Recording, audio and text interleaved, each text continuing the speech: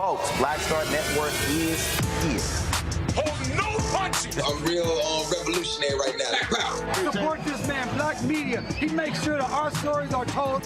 Thank you for being the voice of Black America, Roland. Stay black. I love y'all. All momentum we have now, we have to keep this going. The video looks phenomenal. See, this difference between Black Star Network and Black-owned media and something like CNN. You can't be black-owned media and be scared. It's time to be smart. Bring your eyeballs home.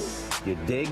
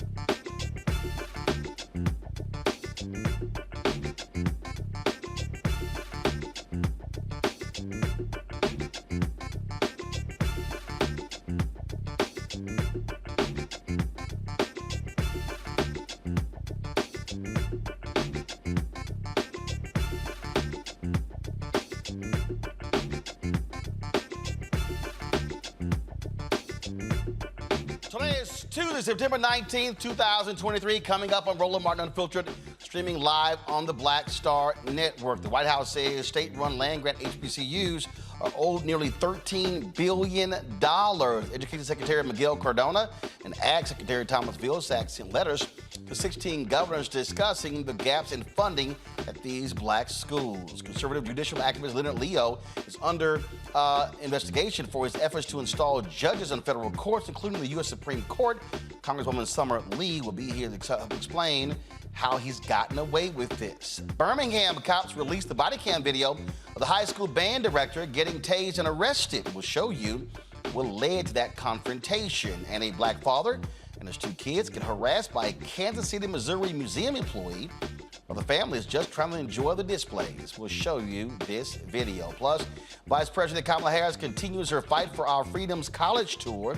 We'll show you what she said to the Pennsylvania's Reading Area Community College students. It is time. And also, of course, we'll also have for you folks my interview with Liberian President George Weah. Elections are set to take place next month, and so we'll show you that conversation. It is time to bring the funk on Roland Martin Unfiltered, the Black Star Network. Let's go. He's got it. Whatever the miss, he's on it. Whatever it is, he's got the scoop, the fact, the find. And when it breaks, he's right on time and it's rolling. Best believe he's knowing. Putting it down from sports to news to politics. With entertainment just for kicks, he's rolling. It's on go, y'all. It's Roland Martin, Rolling with Roland now. He's funky, he's fresh, he's real, the best, you know he's Roland Martin now.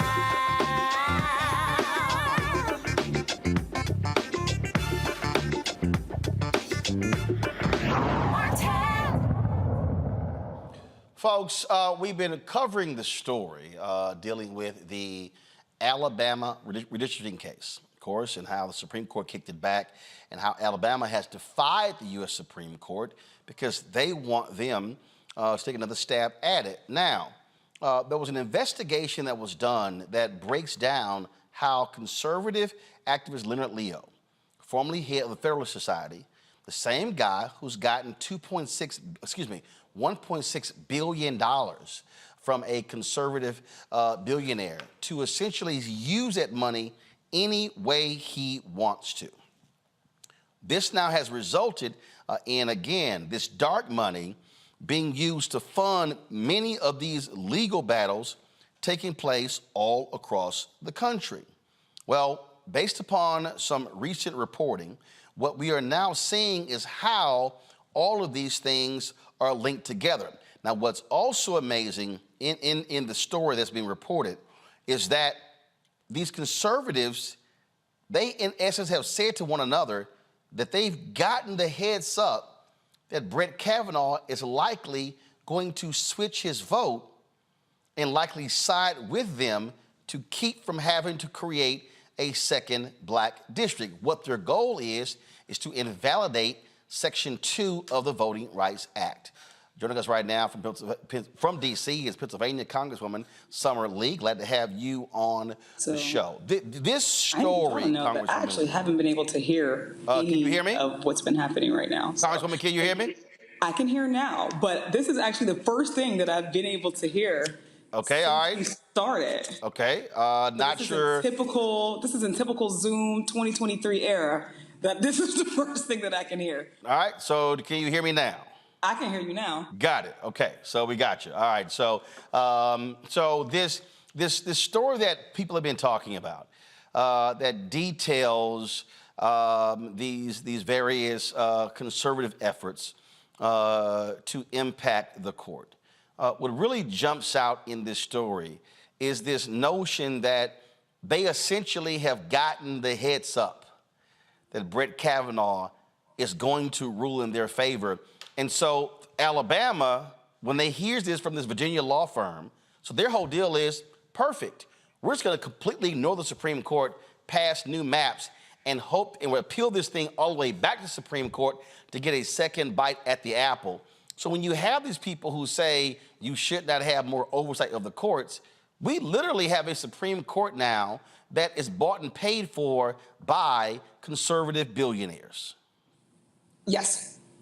And it's that open. This is no longer, a covert mission. This is over at this point, right? We have a Supreme Court justice who is sending signals, smoke signals, carrier pigeons, however they get it. They're getting it directly from a Supreme Court justice who is also paid off or bought, by the Federalist Society, by Leonard Leo, and they're now making and taking actions with that in mind.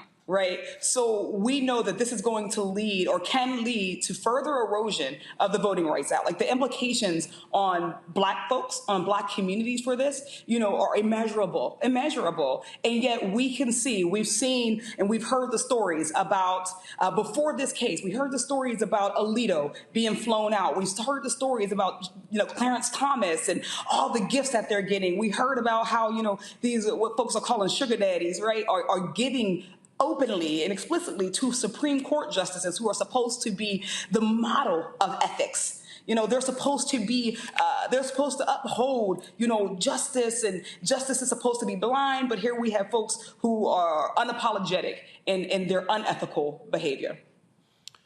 And what still is baffling to me is to have these members of Congress who believe that the Supreme Court should just be self-governing, where they don't have to abide by ethics rules. You've got Justice Samuel Alito writing op-eds in the Wall Street Journal saying that, no, we're fine. You got Clarence Thomas, who now all of a sudden is reporting trips and then going, oh, well, I got advice from a friend and I have to do that. I mean, what's crazy to me, these are 9 unelected people, serve on the highest court in the land. Their decisions are final.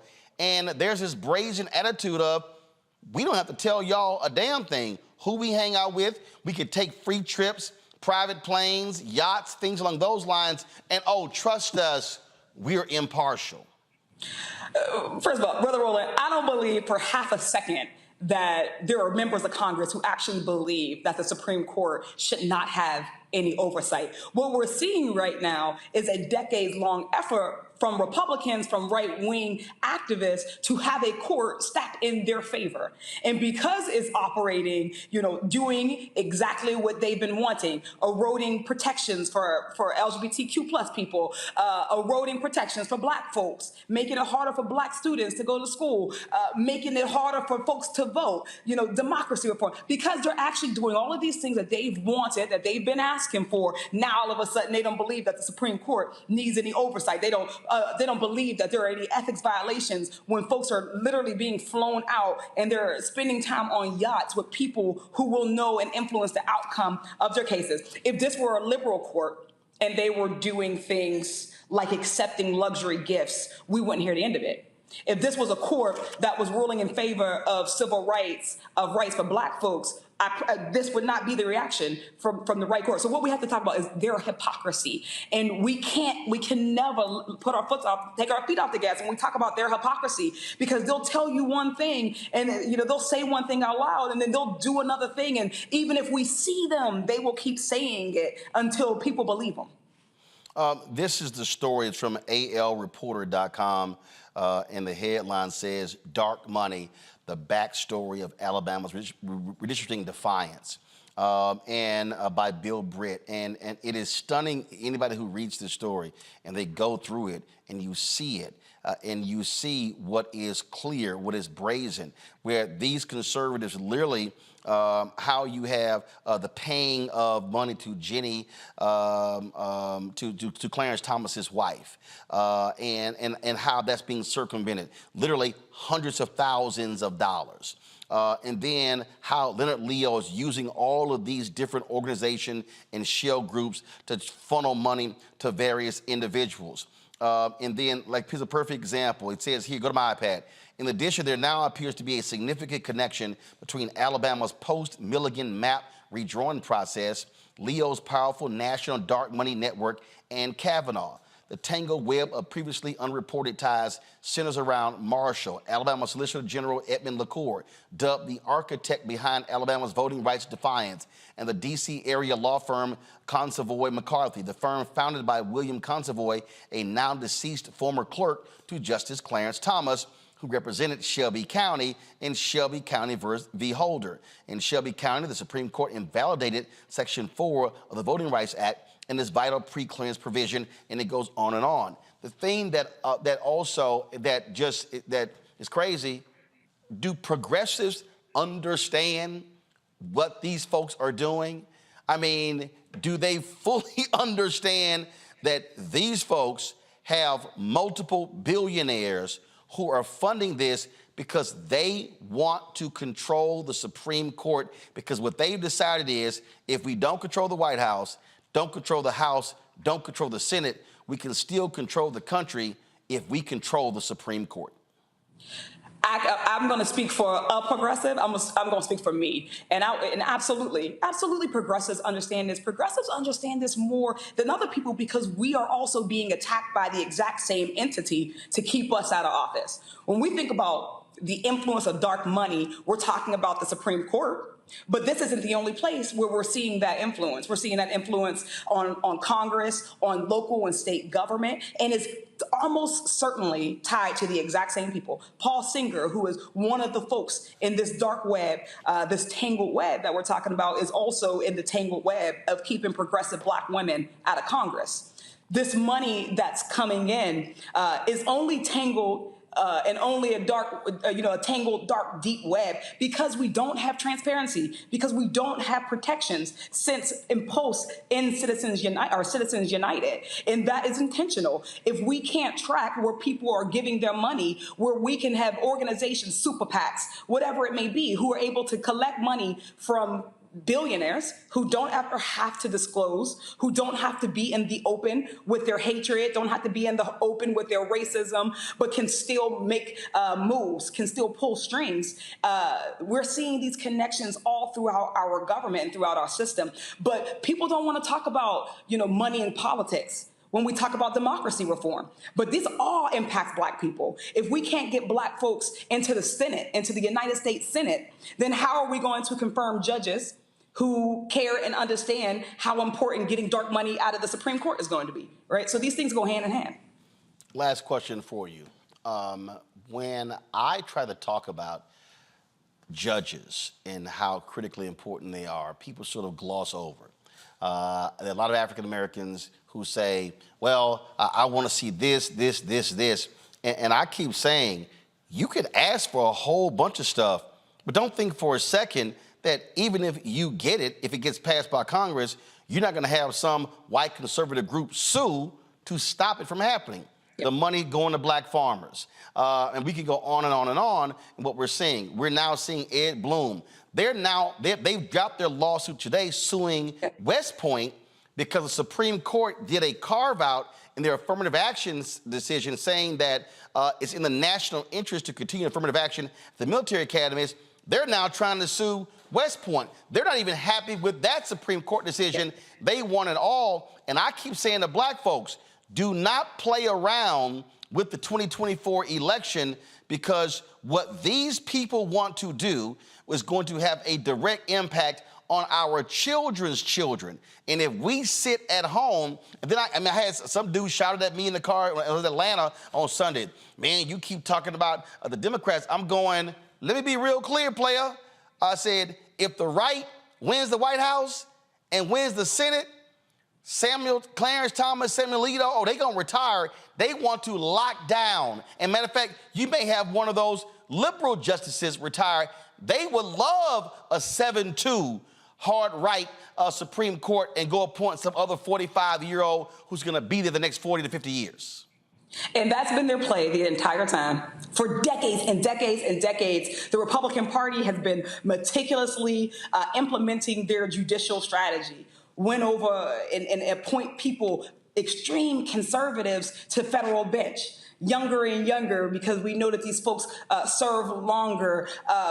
That Trump was able to get as many appointees is unprecedented and truly unfortunate. But we know that Black folks are going to be the first and hardest impacted, and have already been, will be again in 2024 if we get caught slipping.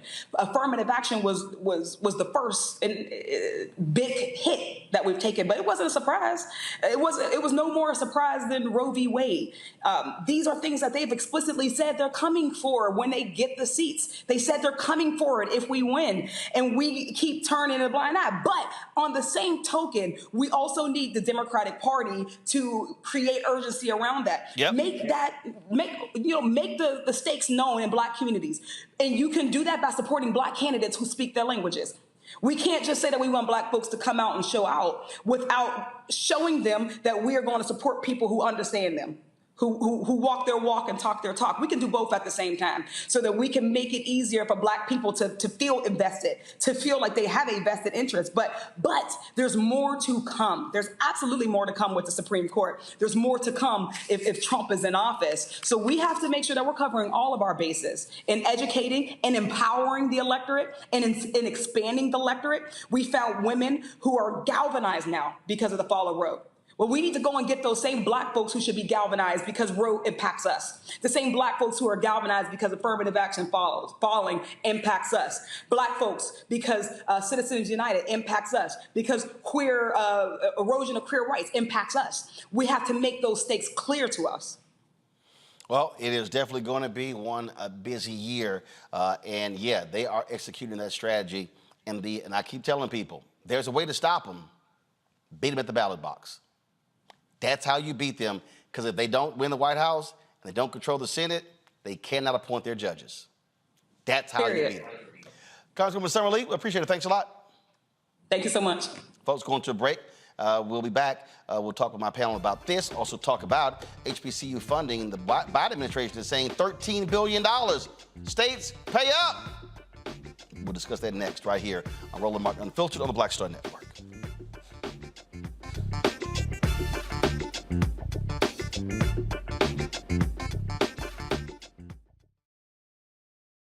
A horrific scene, a white nationalist rally that descended into deadly violence. White people are losing their damn minds.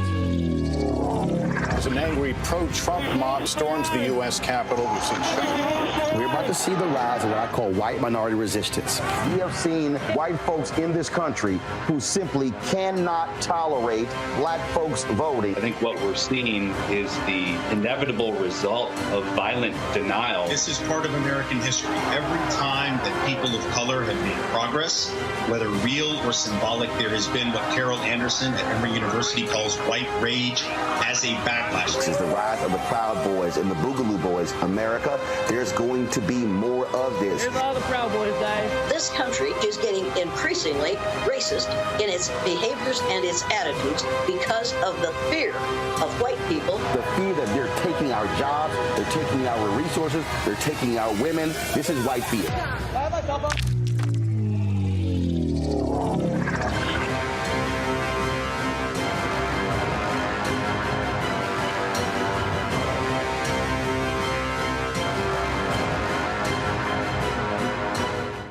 Deborah Owens, America's Wealth Coach. And on the next Get Wealthy, you'll meet Jandy Turner, who took her love of sports, expanded her network, and created a thriving business. I settled on developing a golf event planning business, which in and of itself has been very viable for me. One of the things that I've learned from producing hundreds, if not thousands, of golf tournaments is that business gets done on the golf course. All on The Next Get Wealthy, only on Black Star Network. Hi, I'm Jo Marie Payton, voice of Sugar Mama on Disney's Louder and Prouder Disney Plus, and I'm with Roland Martin on Unfiltered.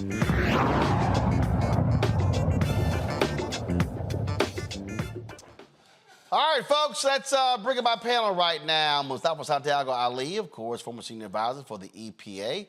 He joins us right now, Washington, D.C. Randy Bryant, DEI disruptor, also from D.C. Joe Richardson. Joe, of course, civil rights attorney. Joe is joining us out of Los Angeles. Mustafa, I'm going to start with you. All these people who are watching and listening, I'm like, y'all, this is real. This is not practice. This is not a drill. What the right wing is trying to do, they literally have the Supreme Court in their pocket. They control Clarence Thomas. They control Sam Alito. They control Brett Kavanaugh. They control them, these billionaires. Clarence Thomas has changed his position on one case to help one of these billionaires. The only way to stop these people is to not let the Republicans win. Folk better wake the hell up and realize exactly what is going on. Yeah, you know, almost from the beginning of the show, we have been talking about, one, the importance of judges and that there is a strategy for Republicans to actually gain power, and how they were going to do it through these infrastructure sorts of actions of owning the courts, both on the federal level, the state, county, and the local level. And folks should understand that when we say that, this is not theory. We're not just throwing stuff out there. We know these types of things are happening. There is a cabal. Most people don't even know what that word means, but just think about a clique, a secret political clique that's in place. When you hear the conversations around dark money in the 2022 election, we could track about $350 million that was moved through that election through dark money. And that's why when we were working on campaign finance reform before, knowing how critical it was to get this money out of politics, because we saw the games that were being played. We kept trying to get people to pay attention, trying to get everyday folks to understand that you have power, but you got to get engaged in the process. You got to vote so that we can make sure the right folks are in there and we can finally, sort of extract all this negative sorts of sets of actions that are going on. And when you don't do it, you find yourself in this situation now where we're up against the wall. $1.6 billion, Joe. A conservative billionaire literally transferred $1.6 billion to a nonprofit that Leonard Leo can spend any way he wants. That is some serious money. They love complaining about George Soros and yelling and screaming. They hate George Soros because he uses his money for progressive causes, but there are multiple conservative billionaires. We ain't even talking about the whole Koch network. These people, these conservative billionaires, they are trying to change everything from state capitals to state legislatures to county commissioners to city hall, you name it, that's what they're doing. Right, exactly. And every, even though the courts is thing one for them, and which is why they're not so worried about influencing public opinion per se.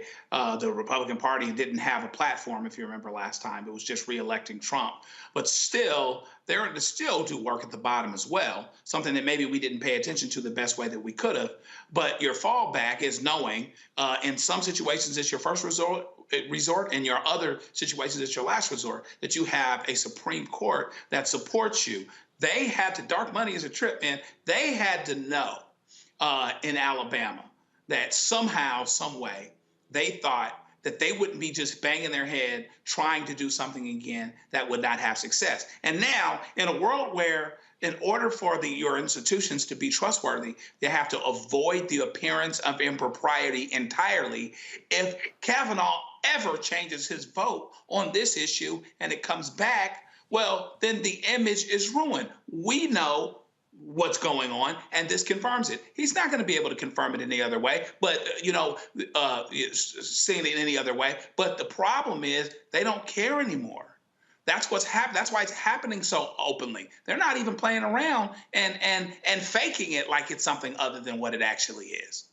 They aren't worried about how it looks anymore at all, and that's why they have the expectations that they do. And we'll see if Kavanaugh comes through for them, and then we'll all know what we already know.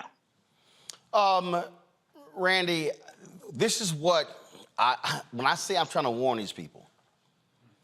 Ed Bloom, they went after the affirmative action in colleges. They're now suing a black women-led venture capital firm out of Atlanta.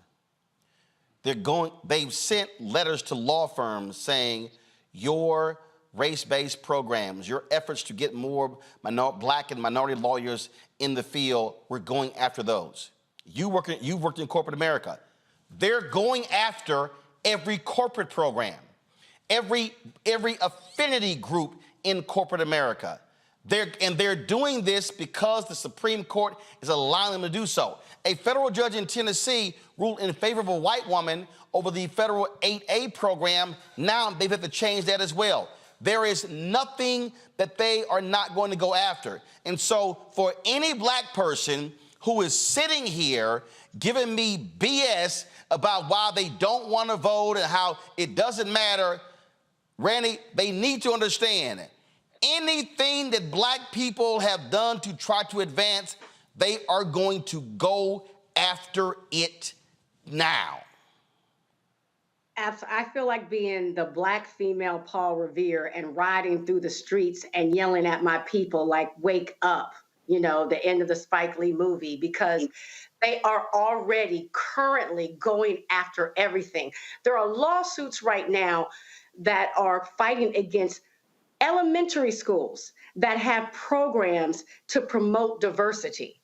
They're saying that it's a bait and switch when they decide to let black students into the schools.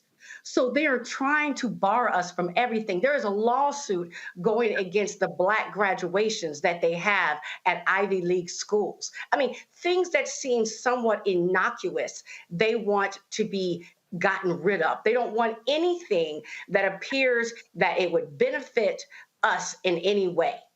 So this is critical right now. I mean, every day I'm reading about something that the conservative Republicans are going after to obliterate from existing. And they're being very successful because the Supreme Court opened the door for them to be able to do it. A white teacher in South Carolina got reported and reprimanded because a white student said that, oh, because she was discussing a Ta-Nehisi Coates book, the students explained the book made them feel ashamed to be white, which violates South Carolina law, which forbids teachers from making students, quote, feel discomfort, guilt, anguish, or any other form of psychological distress when it comes to race. They literally passed that law. South Carolina, Texas, Florida, Arkansas, we can go on and on and on. I'm sitting here going, black folks, y'all might want to wake the hell up. They're coming. They're coming for everything. And if Trump wins, if the Republicans keep control of the House, they keep control, or they take over the United States Senate, if they keep winning the Supreme Court, these state Supreme Courts, then they get to pass the laws, the courts get to affirm their laws, now it gets locked into place, and now you can't change it. And with gerrymandering, they can guarantee they're gonna win. If you're black and you're sitting here going, I'm not quite sure if I'm going to vote, if they win and start getting rid of everything, shut the hell up. I don't want to hear no complaining, no tweeting, no TikTok videos, no Instagram, because people like you, those who don't vote, will be the reason why these people are able to do it. Hold on one second, we come back. I'm gonna show you the body cam footage of the band director in Birmingham who was tased and arrested. That's next on Roland Martin Unfiltered, right here on the Black Star Network. All change is not growth. Right. But thoughtful change is real good fertilizer. And that's what has been so beneficial to us. But you also were not afraid of the pivot. Well, and I'm a black woman in business. Come on, I don't care how I dress up. I don't care who I'm speaking with. I don't care what part of the world I am in. I still am a black woman in business. Being afraid of the pivot, being fearful of change is not what got me here. Respectful of change. Respectful of pivot, yeah. Fearful? No, no.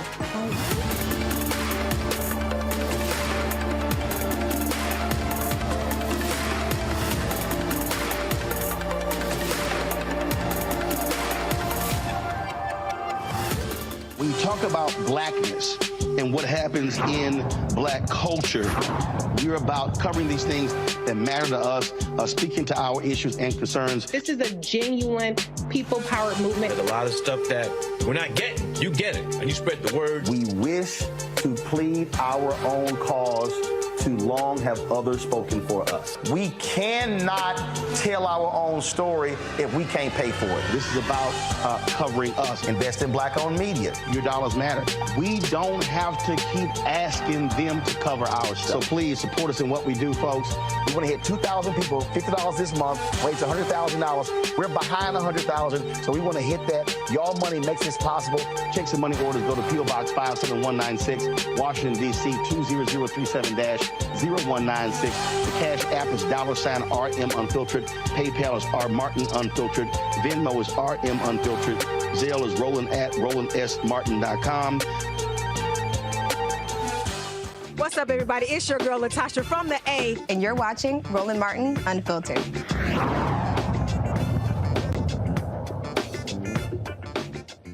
Folks, Birmingham police have released the body cam footage of the minor high school band director, Johnny Mims, who, when officers tased him for not stopping his band from playing after Thursday night's football game.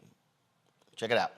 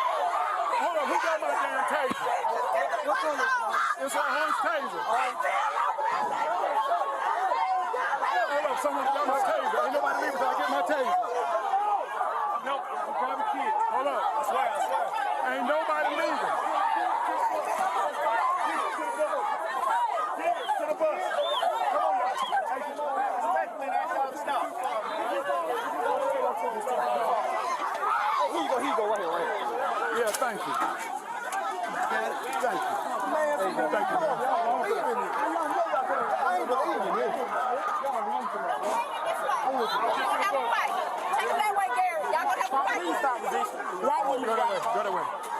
All right, so allow me to unpack this. So yesterday, I talked with Mims and his attorney on yesterday's show. So and this is why I've always said why body cam footage is important. Now, even in the beginning of that video, we couldn't hear most of it because the band was playing. So let me say it maybe real clear. After watching the body cam video, you hear the officers say they're trying to clear the stadium. You can see in the background the other band had left. Now, I talked to some people today in Birmingham. The game took place in a Birmingham city stadium, but it was a game between a Birmingham school district school and a Birmingham county. It was a county school. So Mims apparently was with the county school. This is my problem with what Mims did. Mims' actions exacerbated the problem. On the video, you hear Mims say, "Man, get out my face." Let's be perfectly clear. If you tell a cop, "Man, get out my face," they're likely not going to respond well. That was one. You saw the officers explaining to the assistant, whoever the guy was, the first guy, then it went to the band director. They're literally telling the band director, "We have to clear the stadium." He continues to ignore them. He says, "Get out of my face." You watch the video. They say you are going to get arrested. Mims goes, "Okay." So the cops say, "You gonna get arrested." He goes, "Okay," does it a couple times. He then takes the band higher. They get louder. Now, I do not change my position from what I said yesterday, that the cops should have de-escalated. The brother who was talking to him on the main body camera, the sister who was next to him, who was saying, "We're going to call the superintendent," this is what they should have said. "Okay, since you're fine getting arrested, we're going to let you finish. And when you get done directing the band, we're going to put you under arrest." What they should have done was when the lights got turned off, okay? First of all, they should have kept the lights on. What they should have said is, and then when he went down, what they should have done was, they should have said, "Sir, we told you that if you continue to play, we're going to arrest you. We're now going to arrest you. Please put your hands behind your back." There was no need to pull out tasers or guns or even grab him. See, again, what you do is you talk calmly. You got enough cops. "Sir, you defied police orders. We told you you were going to get arrested, and you said, okay, we're now about to arrest you." So they do that. They don't escalate the situation. Now, in the video, you hear the officer say, "You swung at one of us." He said, "Well, no, I didn't." Well, the body cam footage, because there are multiple cameras going to say that. This is an example for me, Joe, where two wrongs do not make a right.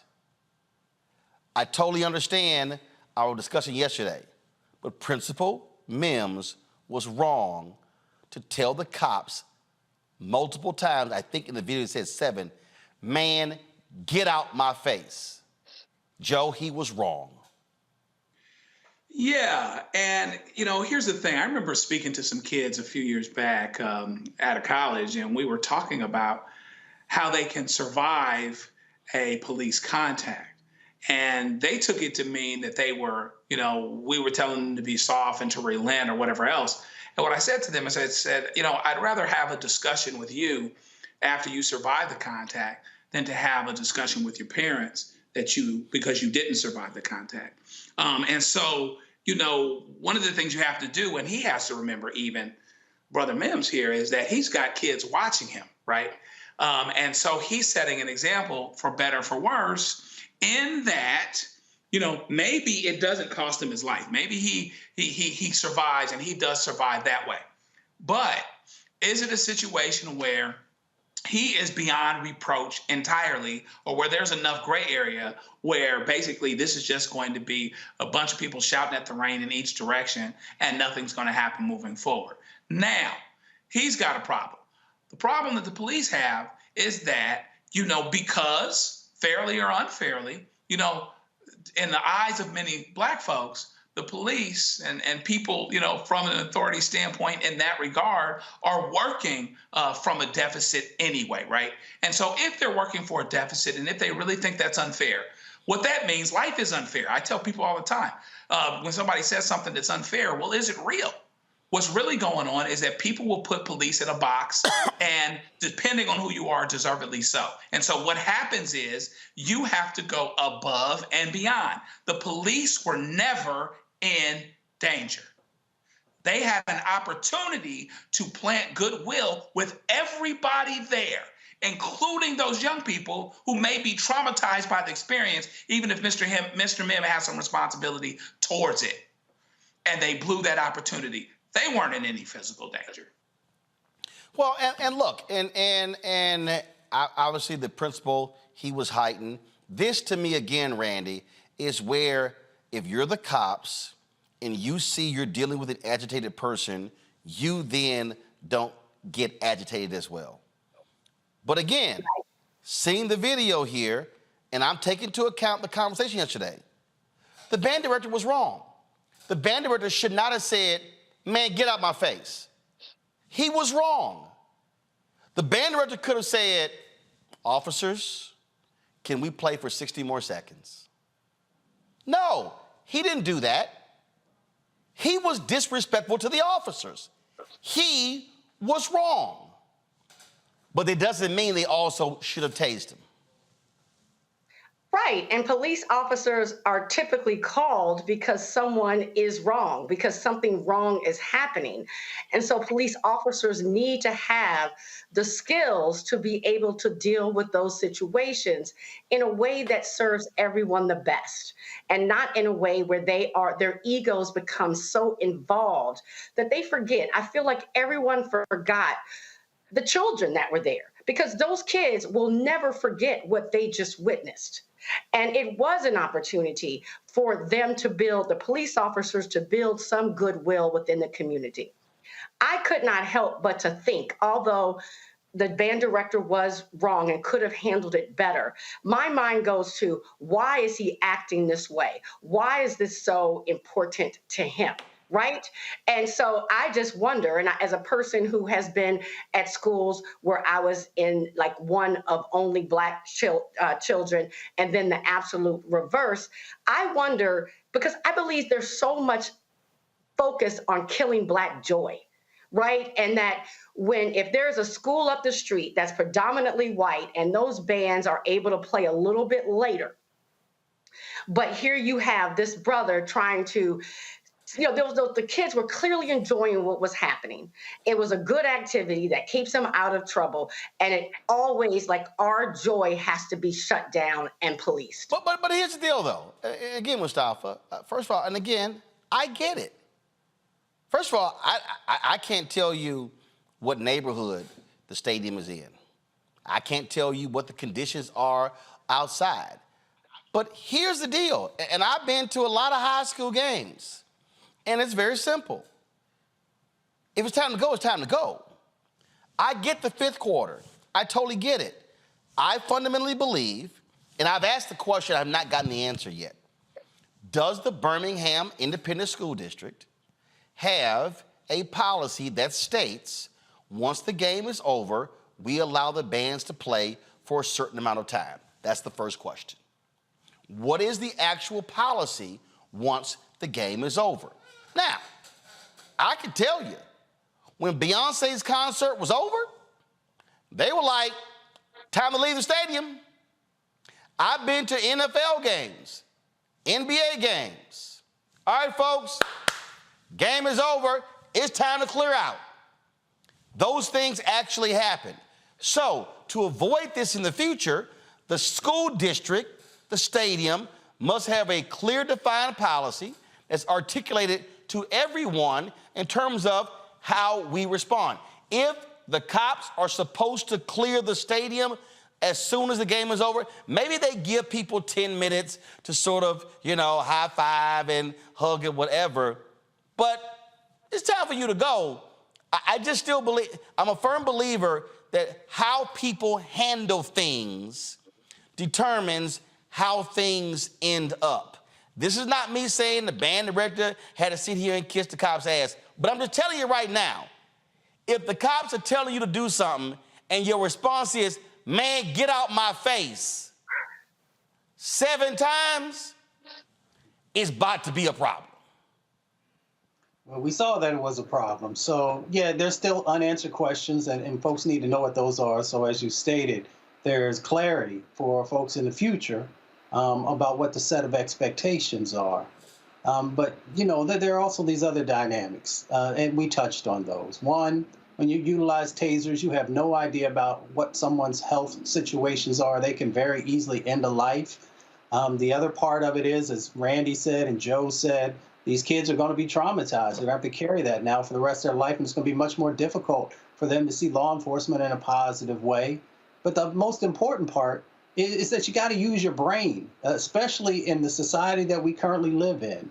And when you don't do that, you're going to find yourself in situations that in many instances are not going to be ones that are positive or going to come out in a positive way in relationship to our communities. It never has. Hopefully it will in the future, but in this particular moment, that's not the case. So all the adults who are in that situation should have used their brains and shown a little grace to each other.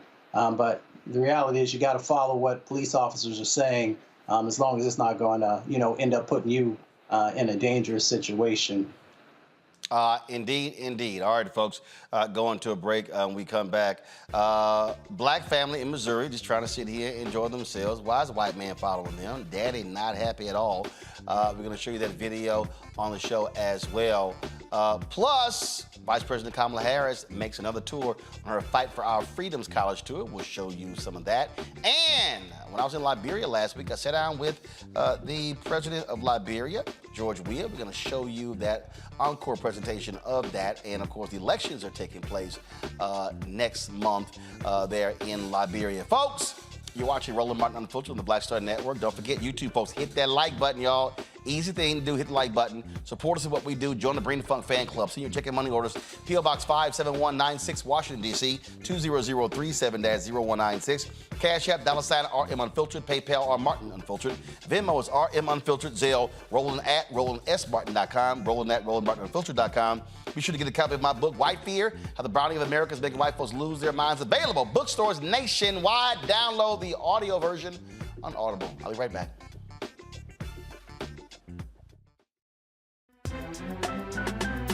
I'm Faraji Muhammad, live from LA.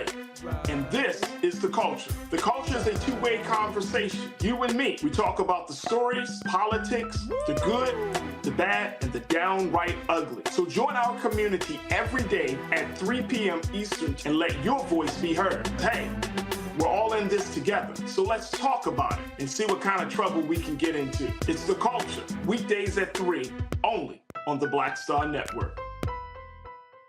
Next on The Frequency with me, Dee Barnes. Producer, writer, and activist Drew Dixon joins us for an honest conversation about Black women and trauma.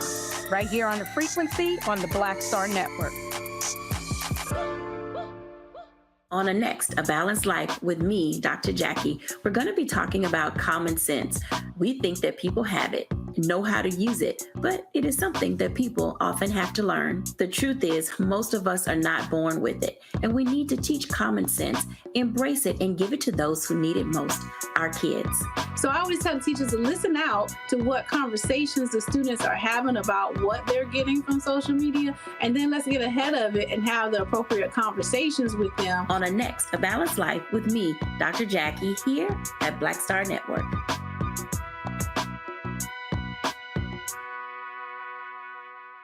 Next on the Black Table with me, Greg Carr. What do Deion Sanders, a lawnmower, and the phenomenon of invisible labor all have in common? They're all now part of, shall we say, a colorful lore at our historically Black colleges and universities. Our Master Educator Roundtable convenes to explain it all as we explore the good, the bad, and the downright ugly of one of Black America's national treasures. That's next on the Black Table, right here on the Black Star Network. Hello, I'm Jamia Pugh. I am from Coatesville, Pennsylvania, just an hour right outside of Philadelphia. My name is Jasmine Pugh. I'm also from Coatesville, Pennsylvania. You are watching Roland Martin Unfiltered. Stay right here. Black man in a museum in Kansas City, Missouri, just walking around with his two children, trying to enjoy the Nelson Atkins Museum of Art, exposed them to different things and said the young kids were exposed to being followed by a white man. Watch this. I think they're building a boat. Oh, I got you. I think they're building a boat. They're building a boat. This is old tombs, so people used to be buried in them tombs in there. See, like people be inside of there, they be buried. This is their tombs. This is their grave site. So there.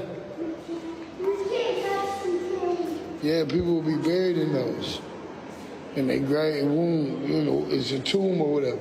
Are you about to follow us the whole time, man? Are you about to follow us the whole time?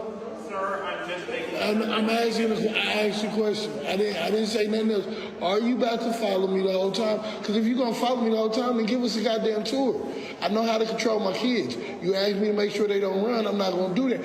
I said I know how to control my kids. You asked me not to make sure that they don't run. I won't do that. Now, if you're going to follow me the whole time, then give me a tour. Make it worth my while. Then otherwise, stop following me. I'm trying to enjoy the museum with my kids. Are you following anybody else that got kids? Because I'm not the only one here with kids. Are you following anybody else? You're not going to argue with me because it do you no good. Because I haven't done anything. You roll your eyes all you want to. You look like a little girl. Tighten up, man. Tighten up. Like I said, if you're going to keep following me, go get your manager. Because like I said, it's all on film. It came when you first approached me to when you still been following me. And now that I had questioned you, it's still on film. It's going to look like you being racist to a black man with his two children at the museum. I'm not trying because you're not over there following them. You're not following them. You're not following them. They have a child too. They have a small child too. So, no, there ain't no excuse. Either you're being because I'm a man or you're doing it because I'm a black man. It's in both ways, you're being different. I didn't do it that way. Okay, so are you about to give me a tour? Are you about to give me a tour? I can talk to you about some of the No. if you'd like, sir. If you're going to follow me around, then you better give me a tour. Otherwise, stop following me. Sir, Plain and simple. I'm hired here to keep track. Okay, but if you follow me one more time, I'm going to get your manager. So stop following me. Let's go. Randy told his ass, tighten up. And I love that he called his little butt out. And I love that my favorite line was when he said, if you're going to follow me, can you at least give us a tour?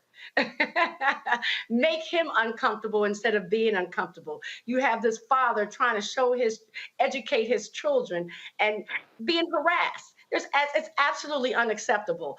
When I was doing DEI work, I have trained 2 museums about this because museums at one point were seen as this hoity-toity only for certain types of people. And now that museums are trying to bring in all people, and because they are for all people, they have had to train the staff on how to ensure that you're not acting in this way and being discriminatory. I got a kick out of that one, Mustafa. My man was like, hey, you gonna give us a tour? He said exactly the right thing. He's like, if you're going to take up my time, you're going to be in my space, then make yourself, utilized in a positive way. The reality of the situation is that there are still some who do not see the value in our participation, whether it's in a museum or a number of other locations. They don't feel that those are places for us. And we have to continue to push back. We have to continue, like this brother did, to call it out. But we also got to take it a step further, because I appreciate what he said. I'm going to talk to your manager, or I'm going to talk to the curator of the museum, because they need to know about this type of behavior so that they, as an institution, are also held accountable. There's one thing I cannot stand, Joe, is that following me around crap. Oh, yeah, that's not a good look at all. He came out on him and let him know what was what. I got a snicker out of the tighten up thing, for a second there too. But then he got right back where he's supposed to be in the matter at hand. Like, look, listen, hey, it is Missouri, so you can show me. Take me on a tour. You know what I mean? Take me on a tour if you're going to do that. And it looks like, I guess I didn't see it all, but it looks like his kids were pretty okay as well while he was talking to him or whatever else. They seemed like, they were okay. But, the kids are innocent, all right? And this is something they are exploring. They're asking questions. They're finding out things. They're seeing things that they haven't seen before. And the idea that this person would interrupt that in the name of safety, which he obviously connects with familiarity. And to Brother Mustafa's point, it's still this thing that this is yours but not ours, okay? This is ours but not ours. This is mine but not ours. It's really a shame, but I think he called it pretty well. I wonder if he sees him again, if he'd do it the same way. He's probably going to think twice about it. All right, y'all, hold tight 1 second. VP Kamala Harris continues her Fight for Our Freedoms tour. We'll show you what took place today in Pennsylvania. Also, the president of Liberia. We talk about the future of that country. We'll show you that as well. You're watching Roland Martin Unfiltered right here on the Black Star Network.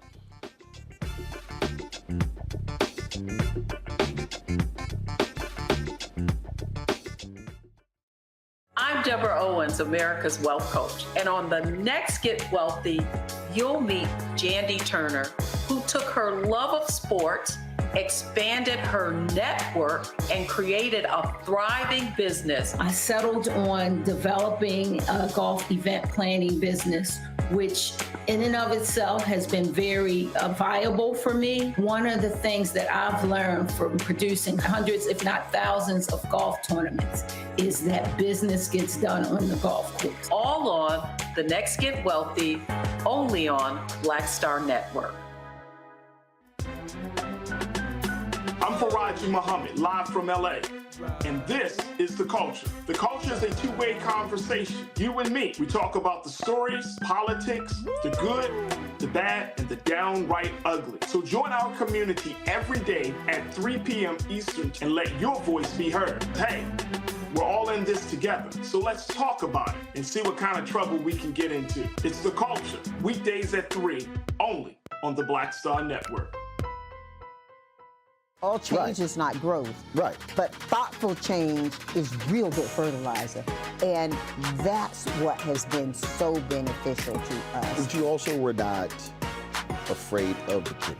Well, and I'm a black woman in business. Come on, I don't care how I dress up. I don't care who I'm speaking with. I don't care what part of the world I am in. I still am a black woman in business. Being afraid of the pivot, being fearful of change is not what got me here. Respectful of change. Respectful of pivot, yeah. Fearful? No, no.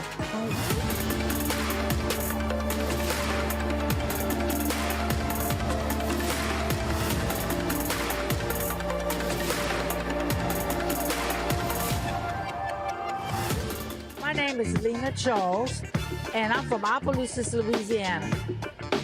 Yes, that is Zydeco capital of the world. My name is Margaret Chappelle. I'm from Dallas, Texas, representing the Urban Trivia Game. It's me, Sherry Shepherd, and you know what you watch. Roland Martin on Unfiltered.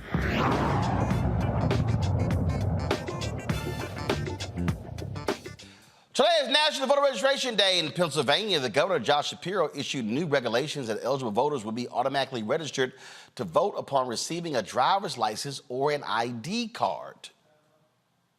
Pennsylvania, it is National Voter Registration Day, and today I am proud to announce that for the first time ever, Pennsylvania is an automatic voter registration state. That's right, from now on, when you get or renew your driver's license or an ID card at the DMV, you'll be registered to vote unless you choose not to. I made a commitment when I was campaigning for this office that we would bring automatic voter registration in Pennsylvania and break down the barriers for legal, eligible voters. This is a key step to make our elections more secure, adding important levels of verification to the voter registration process. And by expanding voter registration at our DMVs, we'll save taxpayers time and money, reduce the number of costly paper registrations, and streamline voter registration for Pennsylvanians. Look, this is common sense. You already provide proof of identity, residency, age, and citizenship at the DMV. All the information you need to register to vote. We're making our state government work better for the good people of Pennsylvania. No matter who you choose to vote for or what your views are, I hope you'll make your voice heard. Now more than ever, we need an engaged citizenry to move our country and our Commonwealth forward. Somebody posted in our chat, I think this is everywhere, Roland. No, it's not. Pennsylvania becomes the 24th state in the country to register voters automatically. Trust me, Mustafa, this is pissing off Republicans.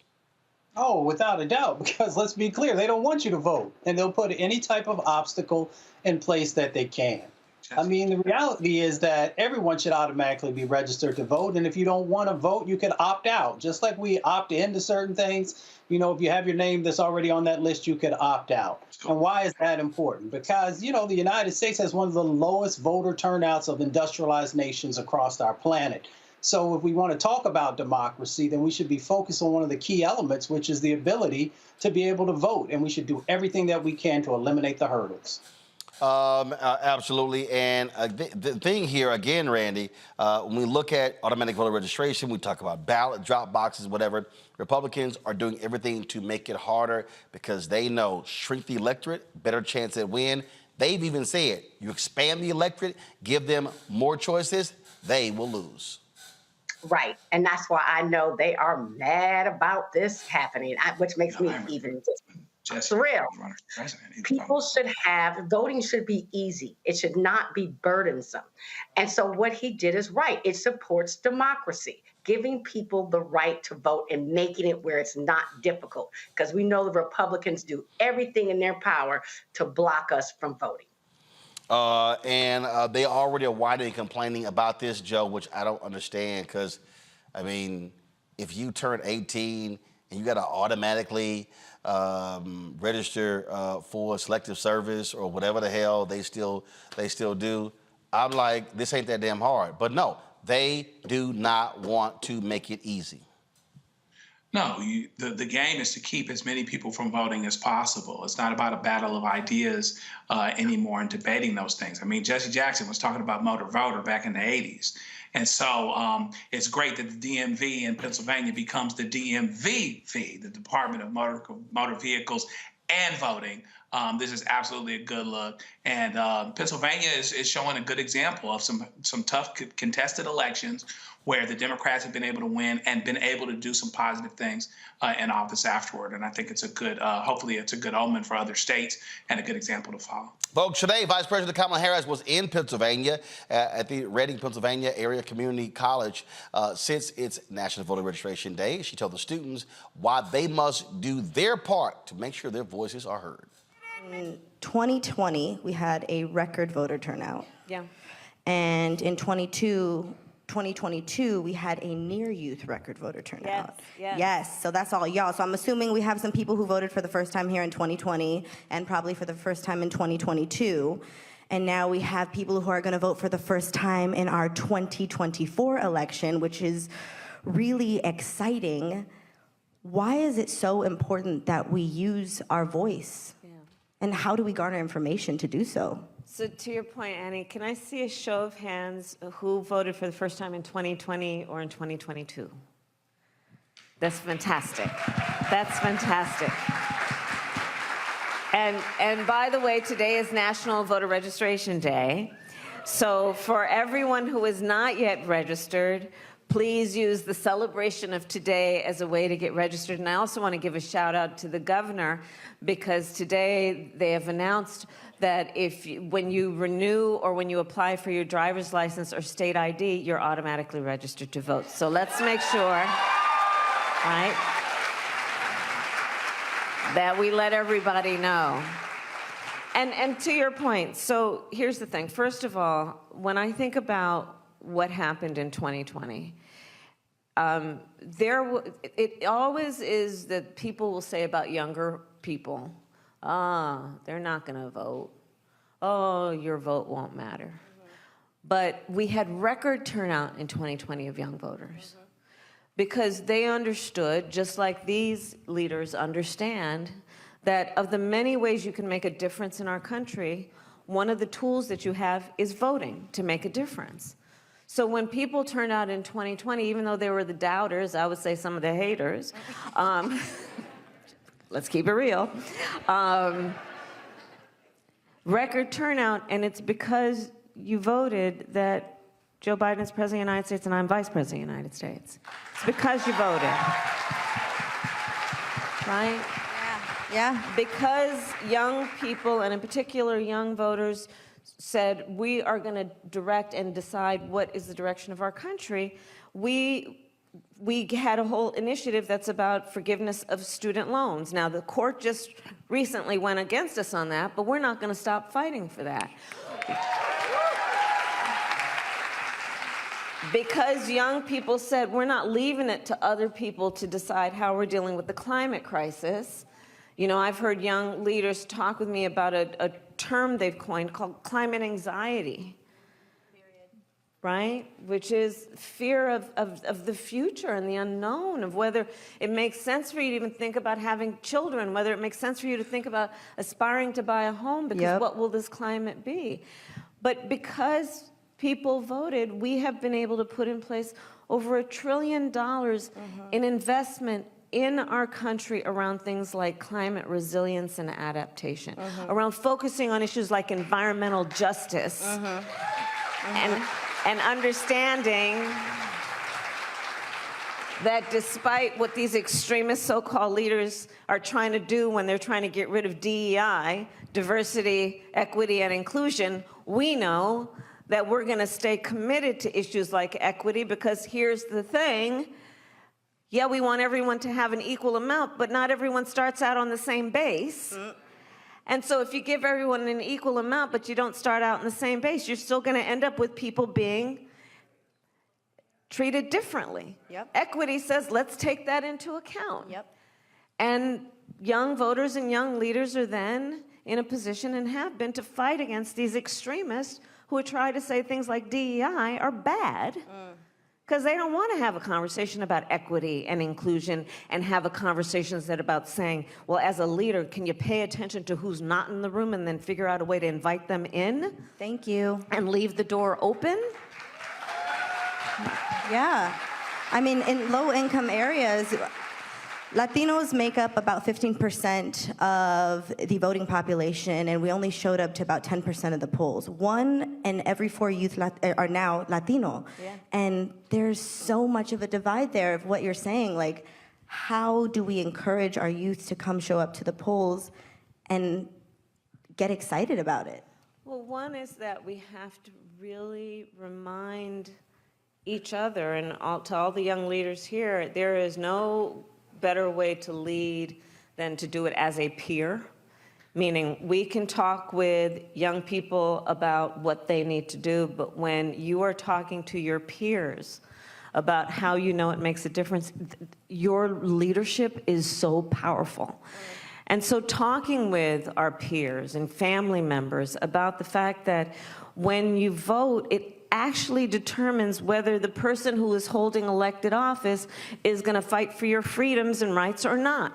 Whether that be the freedom that you should have to just be, free from attack, free from hate, free from gun violence, free from bias, free to love who you love and be open about it, free to have access to the ballot box without people obstructing your ability to exercise your civic right to vote in terms of who will be the people holding elected office and leading your country.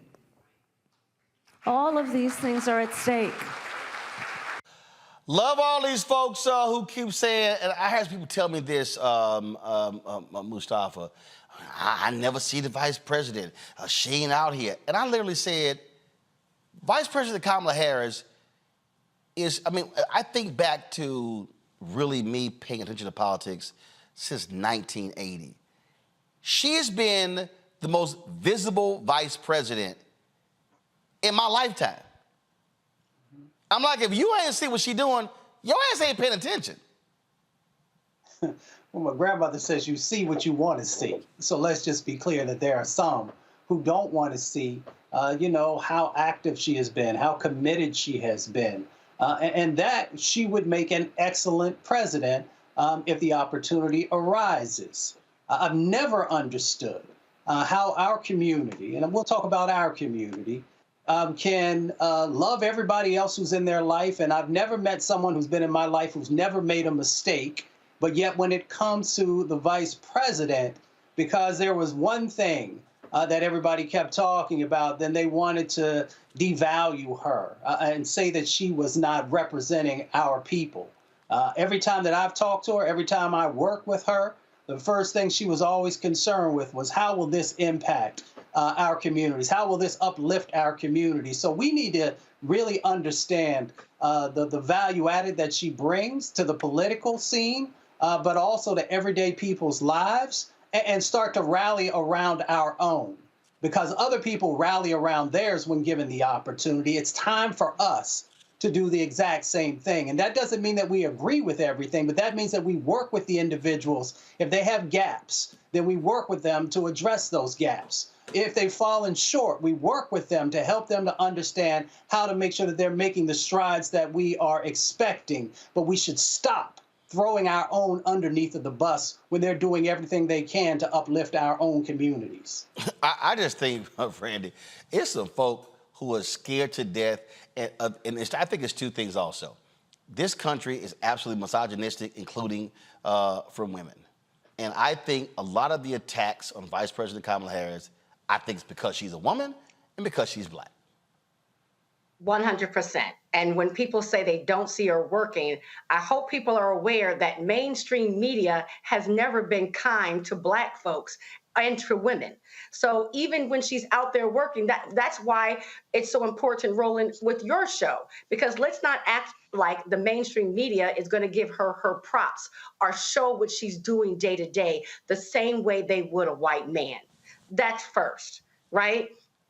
And so absolutely, because she's a woman, they don't want to give her any credit for what she's doing. And we need to be aware of that and surround our sister who is out there day after day. If you're paying attention, if you're watching your show, Roland, you will see how hard she's working specifically for us.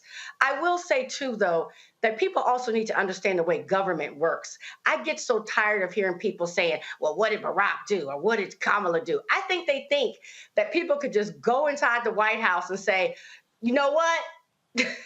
This is what I'm doing, as if they're not checks and balances, as if laws don't have to be passed. I just don't think that people quite get the way government works. Joe. Kamala Harris got Joe Biden over the finish line. Joe Biden had never run a good campaign and wasn't running a good campaign the third time. Brother Clyburn and a bunch of us who didn't believe in the Bernie Sanders phenomenon made our decision starting in South Carolina that this was going to flip and that's what needed to happen. She had a lot to do with getting the voters out, getting black voters out, et cetera.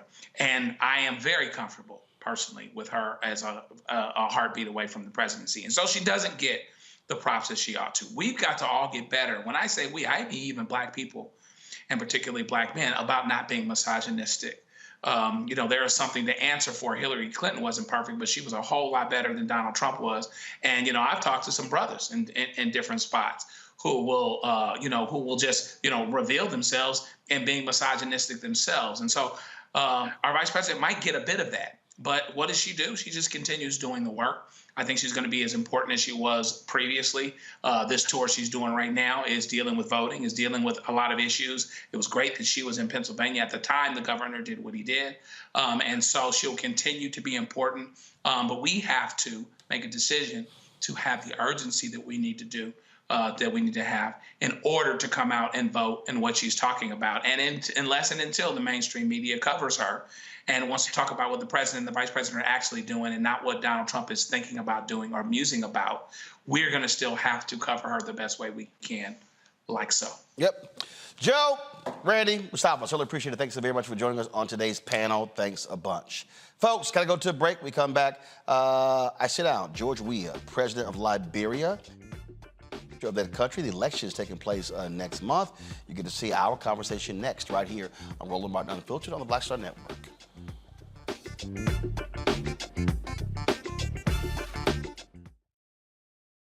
Next on The Black Tape with me, Greg Carr. What do Deion Sanders, a lawnmower, and the phenomenon of invisible labor all have in common?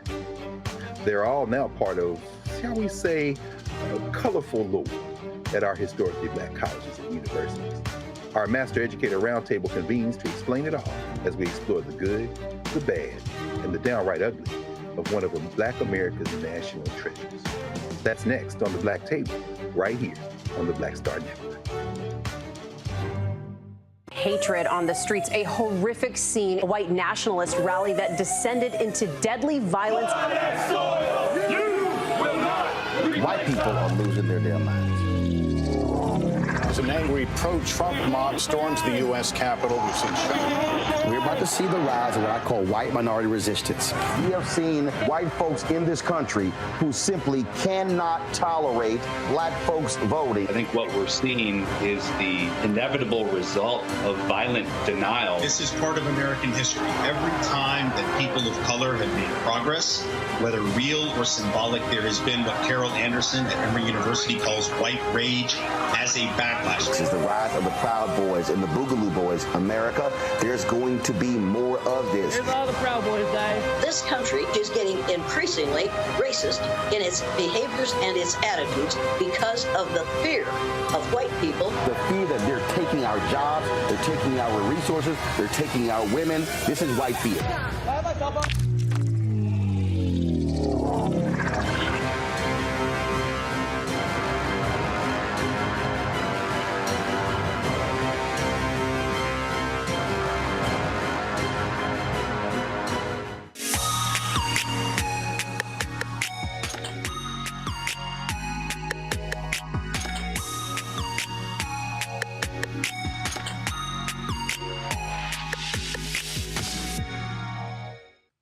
In 2022, my Black Star Network team traveled to Liberia to celebrate the 200th anniversary of the founding of that country by formerly enslaved people of African descent from the United States.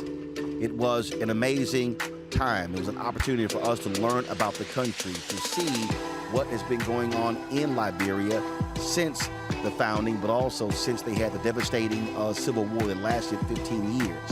We sat down with a number of people, talked about the future of Liberia, including President George Weah. It was an eye-opening experience for all of us. President Weah, glad to sit down with you here in Liberia for your bicentennial. Martin, good to see you. Welcome. Let's start off with this bicentennial. The focus is not on Liberian independence. It's on the first enslaved people from America, freed enslaved folks, formerly enslaved, who came to this country. What do you want to achieve with this year-long initiative? What I think is the entire history of our country, how the indigenous and those settlers came. And then what we try to do is to let our people know that we are one people, and to keep the peace of our country, to understand that this is our land, not a particular people. So the bicentennial brings us together to celebrate our history of how Liberia came to be one country and one people. So we want to celebrate the 200 years to make sure that we all have our liberty and with our respect and our dignity that we belongs in the country. And the reason we're doing this is because out of our past, we had a past that most of us felt that other people was not part of our society and they should not be governed. So we want to show that we all belong to the country. All of us can be leaders in the country, and we can live together in peace and harmony. And this is why we are celebrating the bicentennial, so people can have their right. Imagine you got a son that born abroad, and then he will be deemed as a foreigner. He can obtain a dual citizenship. That is wrong. A born Liberian, a Liberian is always a Liberian, no matter what you do. So we need to make sure that our people know that no matter where you are born with Liberian parents, you are Liberian. So we wanted to showcase and then celebrate our diversity.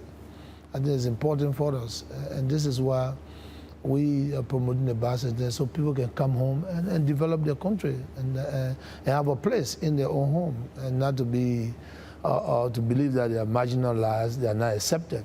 So it's just a reunification, of our existence, and this is what we try to do. You talked about that unity.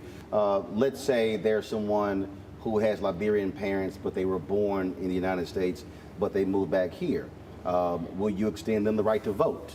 Will you look at doing what Ghana and Sierra Leone is doing, is offering citizenship for African Americans and others? So what are some of the things that you're considering doing?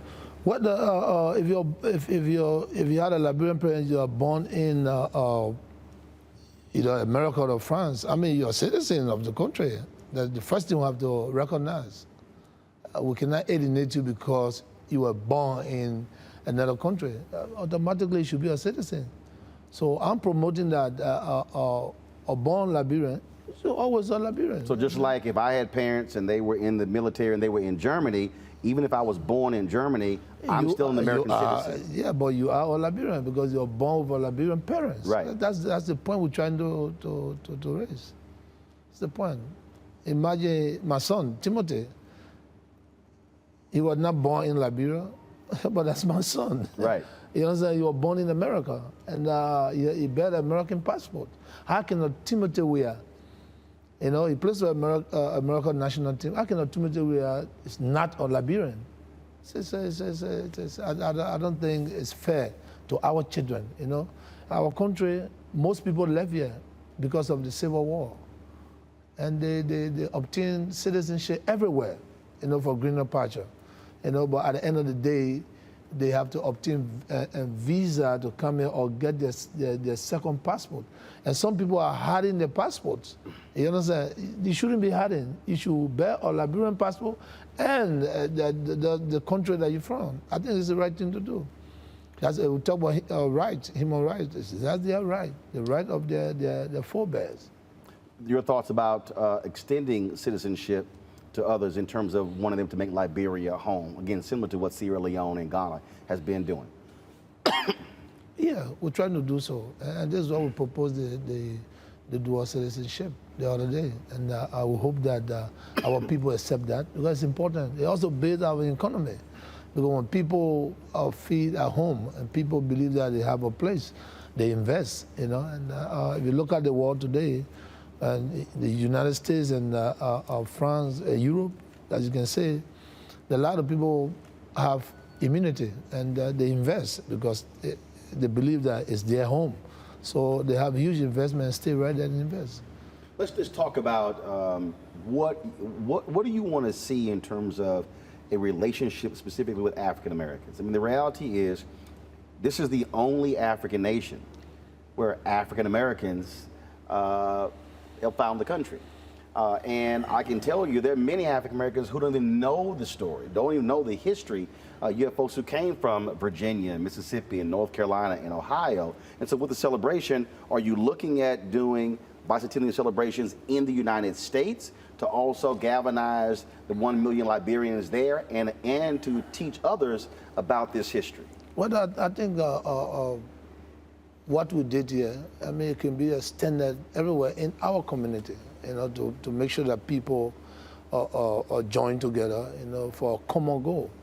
And this is what, and we are doing it. Liberians are a way to understand that other people came here, you know, for us to move on. And I think it is important for us to maintain the peace. You know, the world today it is a global world. We all have to work together. We all have to be one people. You have to understand my culture so I can understand your culture. Remember, Martins, I'm a Liberian, but I live in Europe. I live in America.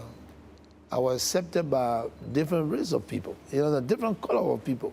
So I'm the leader today, you know, and the world can be a better place when we all join hands and we all unite. It doesn't matter your color, your creed, your religion, or what have you. Whereas we have to live together. You mentioned investment. What was the last major investment into the country? I was told it's been several years. So what do you see as the struggle? What do you see as the block? What is it that you need to see happen here in order to make that a reality, to be able to provide economic opportunities, to be able to provide jobs, building of skill set, building of education, allowing you to execute your plan when it comes to infrastructure? It's to attract investment in every facet. You know, you see our country, and Liberia needs to be developed. Liberia needs to have a road connectivities. We need to have electricity, water, and we need to have more facilities that will attract people. But is there anything that's hindering that? Say that? Is there anything that's hindering that, that's preventing that from happening? What is happening just bit by bit, and I believe that with a rule of law, you know, and respect for human dignity and fairness, I think people will be attracted, they will come, and this is what we're doing. But we took charge already by making sure that we're building our roads and our infrastructure to make sure that it attract people, and that's the way we can build our economy. And if people are not attracted to our country, definitely the business will be scarce, and opportunity will not be given to our people. You talked about connectivity. So whether you're talking about electricity, whether you're talking about roads. Road connectivity. I mean, you got, as I talk to different people, they talk about beautiful beaches and surfing, but they say it's hard to get to. They say even this part of Liberia where you're from, they say it takes way too long to get there. Well, then you understand what I'm talking about, road connectivity. You know, I came from the southeastern region, and then, of course, for so many years, during the rainy season, there's no access to good roads. And this is why we're doing our best to make sure that all of the road heading to our hinterland, it will be paved, you know, and so people can get access to, and not just being in Monrovia, but to have access to the entire country and to get to our neighboring country. You know, you got Ivory Coast, you got Guinea, next door. We need to go, we trade, but sometimes it's very difficult during the rainy season, and this is what we're pushing. We make sure that the proper agenda work for those that really need it, and this is what we're doing. What is that going to cost? What does that mean in terms of, have you studied, obviously you studied it, but even from a roads standpoint, how much do you need to make that happen? Well, I would say it's a huge investment, and it's a huge investment. I can't put a number on it, but I sure. Exceeds $1 billion? It should be more than that. For Liberia to be connected, it should be more than that. And we hope that our partners understand that and bring the companies bring the resources and help us to build this country. Let's talk about education, because I don't care where you go, that is a huge deal. You have a very young country. You talked about the war, average age being 19 years old. Also need to have skill set developed. And so what is your plan for this country educationally? What we have, we are doing our best to make sure that we promote the sector, educational sector. And Martin, this country is the oldest country, as I said to you. And today, more than 50 to 75 years in our sector. Today we have digital education. So it tells you that we are doing our best to make sure the sector works, because I believe in education. I've been in the country, never had the opportunity. I won't say go to good school, because every school that you go to, it depends on the person, you know. Mm-hmm. Yeah, I never had the opportunity and then to complete school here. But I went away, pursue my career, my dream, to be one of the best athletes in the world. And after that, I went to school. So I know the importance of education. And this is why we're doing our best. Today, if you walk around, you see that all public universities are free today for children to have access to school. And because I believe in education, and this is why we're doing our best to make sure we promote this sector. Because every young person, every citizen has the right to education. But when it's not free, it's difficult, right. You know, and this is why we give free education. And we're going to encourage every government that will come after us to make sure that Liberians go to school free. Encourage them. Whether it's a technical school or whatever, it should be free. Mm-hmm. Are you concerned about brain drain? Are you concerned about your young folks getting restless and saying, you know what, I don't see a future in Liberia, I need to leave. I'm going to go to Sierra Leone, I'm going to go to Ghana, I'm going to try to get to America. How much of a concern is that? And so what are you going to do to ensure that you're talented, you're smartest, you're most ambitious stay here to rebuild this country? Well, I think what I believe is not even leaving, because you can have an opportunity and go away, prepare yourself and come back. That's not the point of the promoting the education sector. The point of what I try to raise, they got some people here that would never leave. They're going to be here. And they might never have opportunity to go away. Those people are the people we have to make sure that we save. Those kids that people believe that they don't have any future, that's the future we have to touch. And this is why we have to make sure we got technical school, we got free school, so they can be encouraged to go to school. And that's that's what I'm trying to say here, and the point I'm trying to raise. I had an opportunity to go away. I never had a chance to pay my own school fees, but I had the opportunity to go away to play professional soccer. After that, I went to school, and I came back. So, but how many of us will go and come back? You still have children that are looking for opportunity to go to school, and that's what we have to fix. Build their future for tomorrow, because when you are educated, you have the possibility of being employed. You know, it doesn't matter. All forms of education, you can be employed because you have the strength, you have the knowledge. Whether it's a technical school, a normal schools, and what have you. So we need to build our sector to make sure we promote the sector, promote education, and encourage young people to go to school. How do you also change the perception that some have? And I hear it a lot when people talk about trying to do business in Africa. First thing people bring up, corruption. They say, you know, I'm not paying bribes, I'm not dealing with folks who they're taking too long, it's slow down, I don't know if I'm going to get my money back. You got that one thing. Then you have the people who have the perception that, frankly, you know what, I don't really see skilled labor to be able to go to these countries. And so the reality is you have to battle that perception that people have in other parts of the world, including America. Well, I mean, sometimes perception becomes reality. It becomes reality when people don't understand. But again, why will you have a perceived mind if you come to a process that is fair? You shouldn't have any perceived mind of corruption, because first of all, you come to a laboratory to do business. There are institutions, there are processes in place. Follow the process.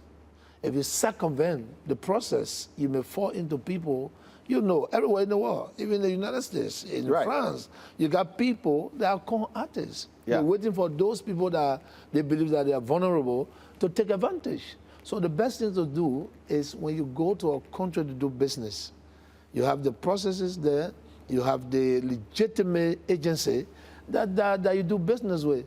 When those people corrupt you, then the government has a responsibility to make sure that they question them, but not going behind the curve to do business. And it's not the right thing to do, because you know what I'm saying. Here we have rules, we have autonomous agency, we have compliance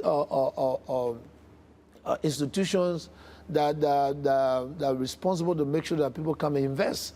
So you should be going to those people so you can invest and then follow the rules. So sometimes when people talk about corruption, I don't understand. The last time I was in Dubai, it's the same question they posed, and I asked the same question. If we have an investment commission here and you come to invest, why don't you go to the investment commission? Why are you looking for people to take you around? It's wrong. Go to the government institution. When the government institution corrupt you, then of course they will be apprehended, there will be a question. Then you can go and say, well, the country is corrupt. But if you go beyond the curve because you believe that anybody can make you do business in a country that have the rule of law, then you'll be making a mistake. So what you're saying is, if you want to do business with Liberia, go through your national investment corporation. You said go to them. Don't go to an individual in this city or this city. It's the best thing to do. You see, Martin, a lot of people, and that question, what is the deem of corruption? You know, people come to do business and just get anybody. And those people corrupt them, take money from them, and they complain that, oh, they went to Liberia. No, you went to Liberia and you found somebody, or you on the internet talking to people that con you, you understand, that deceive you and bring you into the country. And at the end of the day, you don't even see the authorities, and then you get frustrated. So those are the things. So coming to Liberia to invest, you have the bureau, the National Investment Commission. I show when you pass through those entity, and then the processes you follow it, and then you don't have reason to say that the country is corrupt. You know what I'm saying? Because if you tell somebody corrupt, if you go behind the curve, then you also, you know, encouraging corruption. Right. So if you're an honest person, honesty have to prevail. Liberia is obviously an ally of the United States. Has been for quite some time. What more do you want to see from America? There are African Americans, there are Liberians in the United States, there are African Americans who say, hey, they can petition their members of Congress. You're going to be meeting here with members of the Congressional Black Caucus.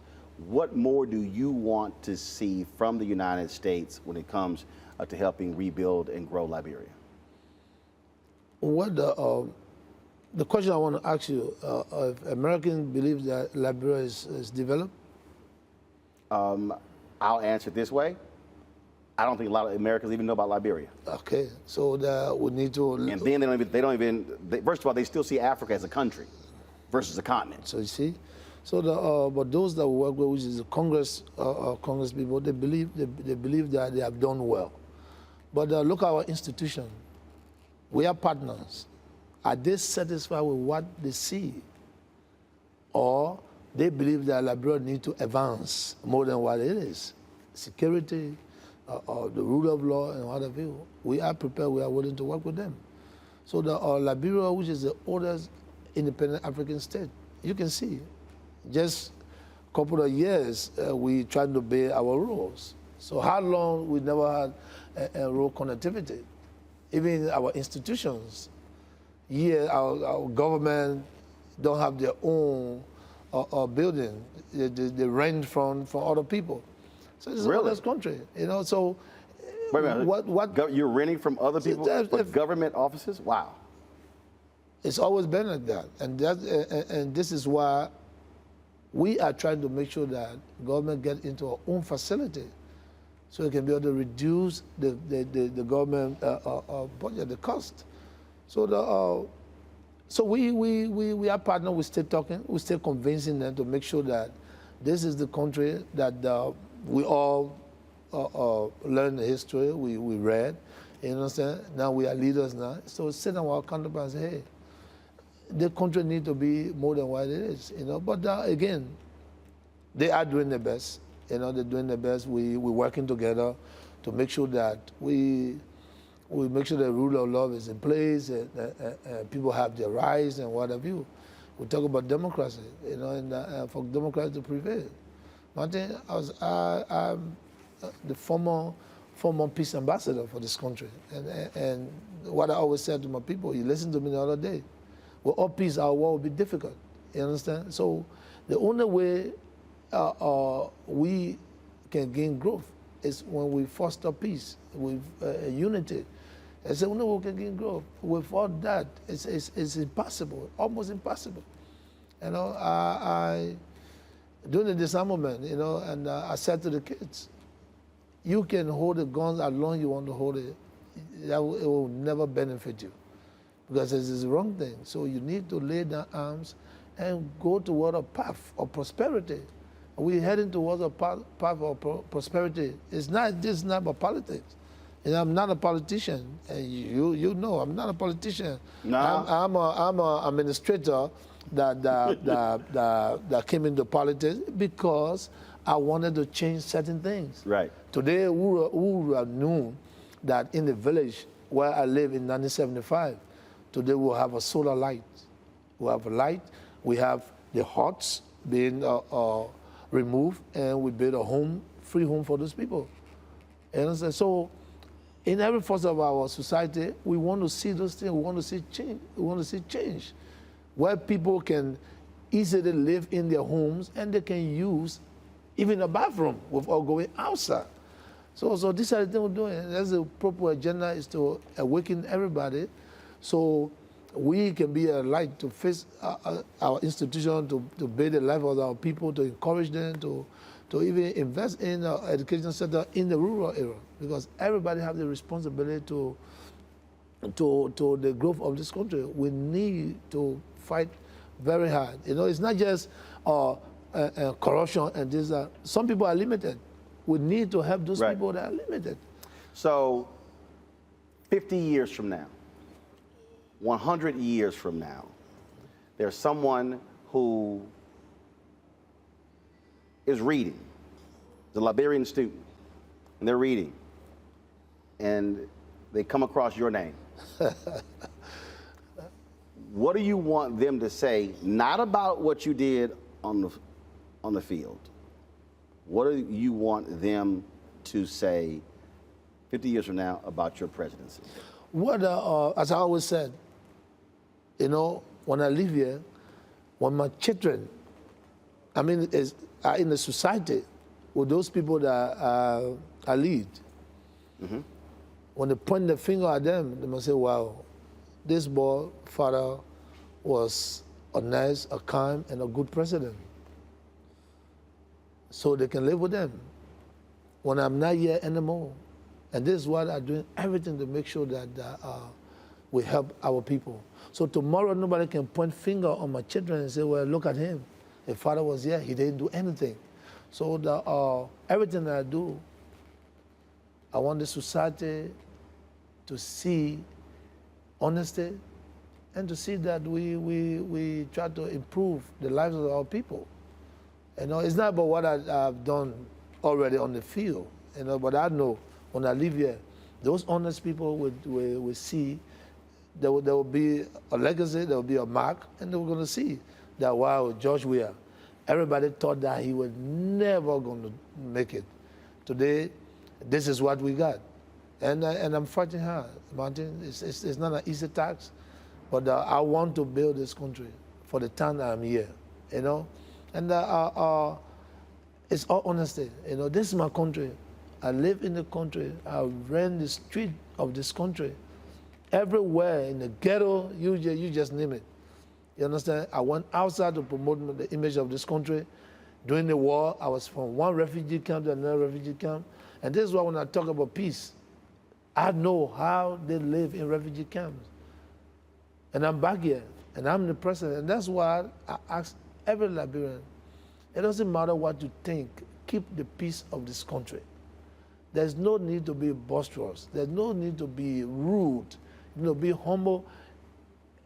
Politicians or opposition, what have you, speak the language that will give you the opportunity to be leader in the future. So I want every Liberian, when I'm not here no more, it's not just for the praise, to see my mark. The legacy is being kept and left. And this is how I want to live. So tomorrow, it's not just going there to promote Africa in sports, you understand? But in my country. But today, you can see that every African know that when it was difficult, it was not just playing this, kicking the soccer ball around. It was the message that we gave, that we all can work together. There's no need to be racist. You know, we can work together. And this is a world of diversity. I have to know you, you have to know me. The things that you don't like, I have to make sure that I don't do the things you don't like. We can work together. And I was successful in doing that. And I want to do this in my country. Peace in Liberia is the best way. No peace is the wrong thing to do. So again, I'm honored to be here with you, you know, to answer your question. But I think you should be coming.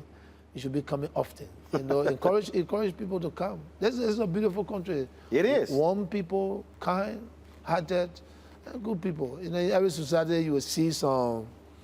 That's everywhere. Yeah, everywhere. But they call it. And the good thing about it, like I said, I live in New York, Staten Island, live in Queens, I live in Miami, Fort Lauderdale. You know, the world is like that. You got some good people, you got some bad people. But the most important, there should be more good people than the bad people. And we are heading to world growth. We want to develop our country. And we will do all we can for this country to be a better place. So when you come next time, you see that, wow. That's it. Well, you talked about buildings, so you're not going to take a walk. You're going to tell me what y'all been doing with this building here. Well, yeah, we're just going to, so here's what we're going to do. He's going to disconnect the audio, just to connect to the camera, and we're just going to walk down there. It's the right thing to do. This is our palace. Been burned 16 years ago. We have to restore this. And this is why we're doing it bit by bit. So you can see, we're here, that's the image of the country. And we want to restore the image of this country. And this is why I've done my best. Talk to the parliament to make sure that in the budget, we save this sacred home of our country. It's not just about just president coming into this. I got my home that I go to. I come here to work, you know. But again, there's the image of our capital. Right. It's the image of our country. So it was the right thing to do. So it's not to make the news. It's the best thing to do and the right thing to do. And that's why we restore this place. And bit by bit, we're going to fix it to the level that it's supposed to be. But now it's ready for work. And our country image is, we're going to go to we're going to receive people in the executive mansion while we are working. I think it's the best thing to do. But it will make the news. So we're going to... definitely make the news. Anything that you do, not for the news, always make the news. Good or bad. So you're not going to take a walk? So, Mr. President, let's see your palace. Mr. Bundy, you told me you know the place, so you... Well, tell me, so this is an 8-story building? Yes, I believe. And so you said bit by bit. So what they told me is you've already restored, what, about 4 floors? Yeah, about two, 3 floors. And the yard, yeah, it's where you restore the image, see where people, there's a Capitol, the Capitol building is just next door, and the mansion is faced. That everywhere it's faced here, it can complement each other. So you talk about growing up here. I mean, so this had to be the crown jewel Yeah, for definitely. the country. Every child wanted to come here to see. I was born right next door, on Capitol Hill, maternity center, and I came here so many times. And I was lucky to visit the palace with 2 presidents. I had the opportunity to visit the place because I was the captain of the national team. So I'm always coming on behalf of the national team to speak to the leaders, you know what I'm saying? So I know what it was. It's a beautiful place. It's a nice place. And we just wanted to restore. Isn't this good? I got to admit, when we came here, to see the place, I'll tell you, when I stepped out here, it'll be a little hard for me to work with this view here, sitting out, because I probably would come out here and just look at the ocean the whole time. Well, your leisure time, you'll come here and just walk around. I mean, you de-stress. This is better than where we were at the foreign ministry. I think it's better. And this represents our country. And this is what we did. It represents our country. We all know the story, how and this building. But again, the question that I asked, 1 floor was burned, but the whole mansion was looted. Why? Is that love for country? Sure, if that 1 floor that was burned, today we're going to fix that 1 floor, the whole mansion is going to be restored. You see, so I just trying to tell you there are some people that don't care. We care, because 1 floor got burned, but the entire mansion was looted. Nobody asked questions. You understand? But I think what we try to do is to continue to move on a peaceful path, and it's leadership, one after another. It's not to criticize anybody, but to continue where they left it, and then what we can do, and then after us, the next person come and take it from there. That's the best leadership style. You see, a smooth transition from one president to the next. That's it. That's it. And we, our partner, the Americans, we see how their democracy works. But there's other people that don't believe in that, and they cause trouble and chaos. Like the one who just left. Yes, I understand. You understand? So it's the society that we live. But again, the best thing to do is to keep telling people, look, this is the right thing to do. To forcing and fighting, it's not the essence of life. Because when you destroy, there's no hope. Right. When everything is okay, when you can dialogue, then you have a hope that, you can be what you want to be. Anybody can be somebody. You never know. That's what I said to my friends. I was here with you. I was in the street. I'm in the ghetto, born with parents that have great possibility, but I ended in the ghetto. But my destiny was not tied into the ghetto. But maybe our experience to continue to see how things are. Now, when I decided to discipline myself, I saw myself somewhere else, opportunity, and today I'm here. But when you are alive, there's a lot of opportunity you can get. If you are no more, you're gone. So war and destabilization, all those things are not called for. Right. You know what I'm saying? I can be here tomorrow when I'm here. I can see what you do when you get there. And maybe you need my advice. Then I can advise you to say, well, when I was there, that certain thing I did, and I could have achieved it, but I could not. But I think that's the best thing to do. So we leaders today, we can work tomorrow for the country, even as an agent of the country. So we shouldn't see each other as just politicians. We family. We want family. Most of my friends that grew away in school, they are running against, some of them ran against me. You understand? They ran against me. But that's the beauty of true democracy. You understand? I went to 2 elections, not in 2005 and 2010. The first, I went as a head of the ticket. The second, and they put me out. And then the third, I've stayed on the head, and today I'm here. 2005 was not my, how to call it, but again, what happened in that 2005? If I were going to persist and resist and believe that fighting was the way, it was not the rule of law, or looking at the country to move forward, maybe I'm not going to be here. Maybe I'm not going to be here. But the fact that I could even accept to be peace ambassador of what happened in the previous elections, since I had to call it today, I'm the president. So you can see that when there's peace, there's prosperity. You understand? So I want everybody to understand when I talk about peace, because it's important. It's important. President George Weah, I appreciate it. Thank you very much for having us here. Thank you, Martin. And good to see you. Right, we don't do the handshakes, but we'll definitely do we'll do that. I see you in your quarter. Well, well, I was in Ghana for the year return in 2019. Okay. Oh, that's good. Nice. So I have a designer there who hooked me up. Oh, so, that's good. Yeah, I wasn't going to wear the suit. There's no suit in my bag, so I got all traditional gear. You'd be surprised. I'm the the actual propos maker. I brought the style in the propos. I know. No, they made sure that I go back with several outfits. That's it. Propos, how you call it? Propos. Propos. Yeah. Oh, propos. So I go back. So it's called propos suit? Yeah, propos suit. Yeah, okay. Propos, yeah. But I can't wear with the tennis shoes. You can wear with sneakers, you can wear with anything. I got to wear loafers. Loafers. Can't wear tennis shoes. But that's good. Loafers is good. That's the best thing to do. I appreciate it, sir. Thank you very much and good luck. Okay. We're going to get